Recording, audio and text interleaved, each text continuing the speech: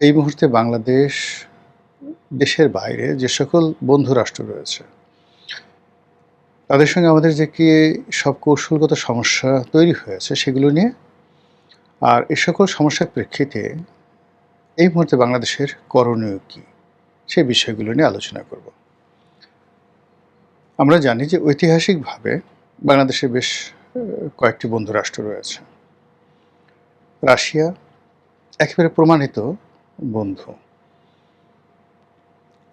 মধ্যে থেকে যেটা হয়েছিল সেটা হলো যে শেখ হাসিনার সঙ্গে এবং আওয়ামী লীগের সঙ্গে রাশিয়ার যে ভ্লাদিমির পুতিন, তার একটা পারিবারিক সম্পর্ক হয়ে গিয়েছিল। কিন্তু এর বাইরে আনকন্ডিশনালি রাশিয়া প্রথম দিন থেকে, একদম আমাদের স্বাধীনতা যুদ্ধের প্রথম দিন থেকেই বাংলাদেশকে সাহায্য সমর্থন করে আসছে।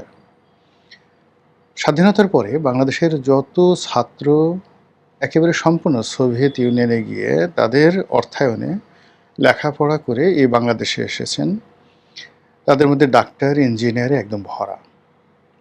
আমাদের বাংলাদেশের অনেক ছেলে মেয়ে পার্মানেন্টলি সোভিয়েত ইউনিয়নের বিভিন্ন দেশে রয়ে গেছেন ওই জমানাতে, ৮০-র দশকে যখন তারা গণহারে স্কলারশিপ দিচ্ছিল।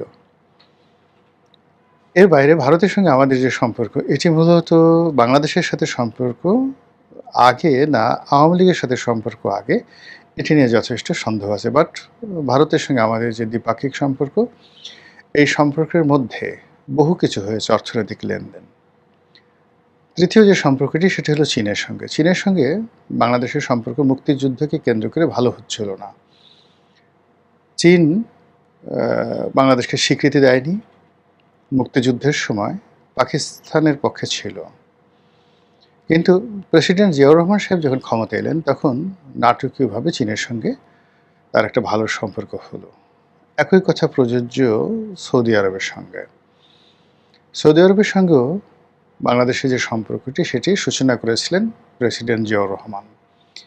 কাজে বিএনপি যখন ক্ষমতায় আসে ধরে নেওয়া হয় চীন এবং সৌদি আরব এই দুটো রাষ্ট্রের সঙ্গে এই দলটির একটি ঐতিহাসিক যে সম্পর্ক, সেই সম্পর্কটির ধারাবাহিকতা থাকবে। অন্যদিকে আওয়ামী লীগ যখন ক্ষমতায় আসে তখন ধরে নিতে হয় যে ঐতিহাসিকভাবে ভারতের সঙ্গে যে সম্পর্ক, সেই সম্পর্কটি আওয়ামী লীগের থাকবে। কিন্তু গত ১৭ বছর আওয়ামী লীগ যে কাজটি করেছে সেটি হলো যে সে শুধুমাত্র ভারতের সাথে তার বন্ধুত্ব সীমাবদ্ধ রাখেনি। আমেরিকাতে সর্বোচ্চ সে কূটনৈতিক বিনিয়োগ করেছে দলের পক্ষে। ফলে ডেমোক্র্যাট এবং রিপাবলিকান এই দলের যত লবিস্ট গ্রুপ রয়েছে তাদের সঙ্গে প্রভাবশালী সিনেটর, কংগ্রেসম্যান, বিভিন্ন বুদ্ধিজীবী এবং সংবাদপত্র, এই সংবাদপত্র জগৎগুলোর সাথে তাদের যে সম্পর্কটা আওয়ামী লীগ করে ফেলেছে, যেটা সুফল এখন তারা পাচ্ছে। শেখ হাসিনা যখন যেভাবে চাচ্ছে ঠিক সেইভাবেই আমেরিকার যত তাবৎ পত্রপত্রিকা রয়েছে সব জায়গাতে তারা কিন্তু সাক্ষাৎকার দিতে পারছে। এই গেল একটা। ২ নম্বর হলো যে আমেরিকার বাইরে এসে সে ব্রিটেন, ইউরোপীয় ইউনিয়ন, বিশেষ করে ফিনল্যান্ড, নিউজিল্যান্ড এই দেশগুলোর সঙ্গে চমৎকার একটি পারিবারিক সম্পর্ক গড়ে তুলেছে। জাস্ট দুবাইয়ের রাজপরিবারের সঙ্গে যেভাবে ইংল্যান্ডের রাজপরিবারের সম্পর্ক আছে, তদ্রূপ ইংল্যান্ডের বিশেষ করে লেবার পার্টির সঙ্গে শেখ হাসিনার, শেখ রেহানার, জয়, পুতুল, তারপরে টিউলিপ, শ্রাবন্তী, এদের সবার একটা পারিবারিক সম্পর্ক। আর অন্যদিকে যেটি হচ্ছে ফিনল্যান্ডের মানে ক্ষমতাসীন দলের মন্ত্রীর মেয়ে বিয়ে করেছে ববি সিদ্দিকি, ফলে সেখানে তার একটা ভালো সম্পর্ক রয়েছে। এবার আপনি আসেন মধ্যপ্রাচ্যে। মধ্যপ্রাচ্যে বিএনপির সঙ্গে যে সম্পর্কটি ছিল বিশেষ করে সৌদি আরবের, সেটি রাষ্ট্রীয় পর্যায়ে। শেখ হাসিনা এটাকে ব্যক্তিগত পর্যায়ে নিয়ে গিয়েছিলেন এবং মোহাম্মদ বিন সালমানের সঙ্গে তার একটা ভালো সম্পর্ক ছিল এবং সেই সম্পর্কটি এখনও পর্যন্ত বহাল আছে। এর বাইরে তিনি ভুটানের সঙ্গে, ভুটানের যে বর্তমান রাজা জয়ের ক্লাসমেট, একসাথে তারা পড়াশোনা করেছে, সেটা আছে। নেপালের সঙ্গে তার মোটামুটি সম্পর্ক আছে।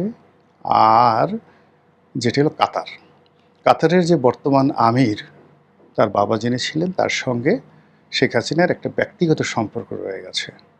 ওদিকে ইউরোপে ইম্মানুয়েল ম্যাক্রোর সঙ্গে শেখ হাসিনার একটা ব্যক্তিগত সম্পর্ক তৈরি হয়েছিল। তিনি যেটা পারেননি সেটা হলো চীনের সঙ্গে একটি ব্যক্তিগত এবং রাষ্ট্রীয় সম্পর্ক এবং দলগত একটি সম্পর্ক তিনি চেষ্টা করেছিলেন কৌশলগত করার জন্য, সেটা শেষ পর্যায়ে এসে তিনি ব্যর্থ হয়েছেন। আচ্ছা, এবার বিএনপির দিকে আসি।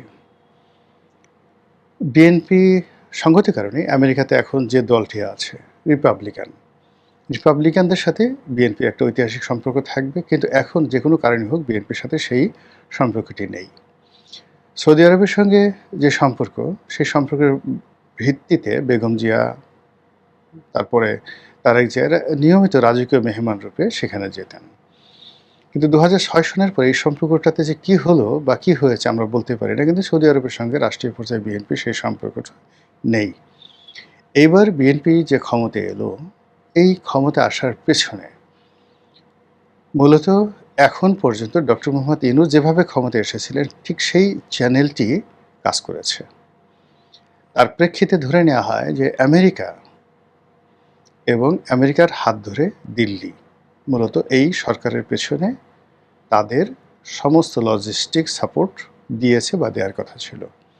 কিন্তু আপনি যদি আজকের এই দিনের বাস্তবতা দেখেন, সেটি হলো আমেরিকা ঠিক আগের মতো এই সরকারকে পাত্তা দিতে চাচ্ছে না। যে সমস্ত লোক আমেরিকার এজেন্ট হয়ে, দালাল হয়ে বাংলাদেশে কাজ করেছে এবং ইউনূস সরকারের সঙ্গেও তাদের খুব ভালো সম্পর্ক ছিল, মার্কিন ডিপ স্টেটের যে সকল এজেন্ট, তাদেরকে সম্ভবত এই সেট চেঞ্জ করা হয়েছে।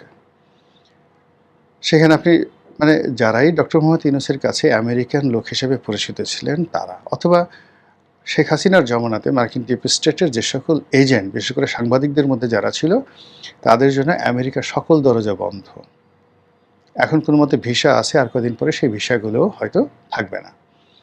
তাহলে আমেরিকা দুটো সেট চেঞ্জ করেছে। প্রথম সেট হলো শেখ হাসিনার জমানাতে একটা সেট কাজ করেছিল তাদেরকে, আর দ্বিতীয় যে সেট সেটি হলো ইউনূসের জমানাতে যারা কাজ করেছে। এখন তৃতীয় যে সেটটি আছে সেই সেটটিকে বিভিন্নভাবে নানা রকম অ্যাসাইনমেন্ট দিয়ে আমেরিকা তাদেরকে ফরওয়ার্ড করার চেষ্টা করছে। এটা কি করতে পারবে বা না পারবে সেটা বড় ব্যাপার নয়। কাজেই ডক্টর মোহাম্মদ ইউনূস সরকারের যে ধারাবাহিকতা ছিল পররাষ্ট্র নীতির ক্ষেত্রে আমেরিকা এবং ভারত, এটা বুমেরাং হয়ে গেছে। আর আমেরিকার সঙ্গে ব্যক্তিগত সম্পর্ক তো প্রশ্নই আসে না। অন্যদিকে ভারতের পক্ষ থেকে যে গ্রিন সিগন্যাল ছিল, যেভাবে জয়শঙ্কর বাংলাদেশে এসেছিলেন, যেভাবে তারেক রহমান সাহেবকে সপরিবারে দাওয়াত দিয়েছিলেন, এই পুরো জিনিসগুলো এখন আর কাজ করছে না। অন্যদিকে চীনের সাথে যে সম্পর্ক হওয়ার কথা ছিল, সেখানে মার্কিন যুক্তরাষ্ট্রের সাথে যে চুক্তি, সেই চুক্তিটা যতক্ষণ পর্যন্ত বাংলাদেশ বাতিল করতে না পারছে ততক্ষণ পর্যন্ত চীনের সঙ্গে আসলে কৌশলগত সম্পর্ক হবে না। চীন এখানে অস্ত্র বিক্রি করতে পারবে না, চীন এখানে তাদের সেমিকন্ডাক্টর বিক্রি করতে পারবে না, চীন এখানে তার যে কৌশলগত অন্য যে সকল বিষয় রয়েছে সেই বিষয়গুলো তারা বাংলাদেশে করতে পারবে না, মার্কিন এই নিষেধাজ্ঞার কারণে এবং মার্কিন যুক্তরাষ্ট্রের সঙ্গে এই চুক্তির কারণে। কাজেই অ্যাজ লং অ্যাজ মার্কিন যুক্তরাষ্ট্রের সঙ্গে সরকারের যতদিন এই সম্পর্কটি আছে বা চুক্তিটি আছে, ততদিন পর্যন্ত আপনি যতবার বেইজিংয়ে যান এটি হবে আনাকুম জানাকুম।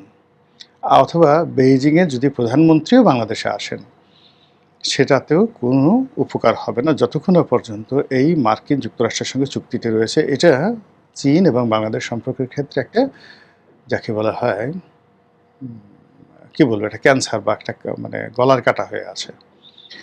তো কাজেই এই মুহূর্তে বাংলাদেশে আসলে বন্ধু দরকার। এখন সেই বন্ধু কি রাশিয়া? এ কারণে খলিলুর রহমান কি রাশিয়াতে গেলেন? আমরা এখনো পর্যন্ত বলতে পারি না যে তার যাওয়ার আসলে উদ্দেশ্যটা কি। এখানে রাশিয়ার একটা বড় প্রকল্প চলছে, সে প্রকল্পের লেনাদেনা নিয়ে, অর্থাৎ বিশাল অঙ্কের টাকা মানে রাশিয়া এখানে ইনভেস্ট করেছে, সেটার একটা নেগোসিয়েশনের বিষয় আছে। দ্বিতীয়ত হলো এই প্রকল্পটি কি বাড়ানো হবে, কীভাবে এটিকে অপারেট করা হবে, এই প্রকল্পের ভবিষ্যৎ কী, এবং এই প্রকল্প সংক্রান্ত যে সকল নিরাপত্তার বিষয় রয়েছে যেগুলো রাশিয়ান আর্মি বা রাশিয়ান সরকার এটা নিয়ন্ত্রণ করে, বিকজ এখানে রাশিয়ার প্রযুক্তি আছে।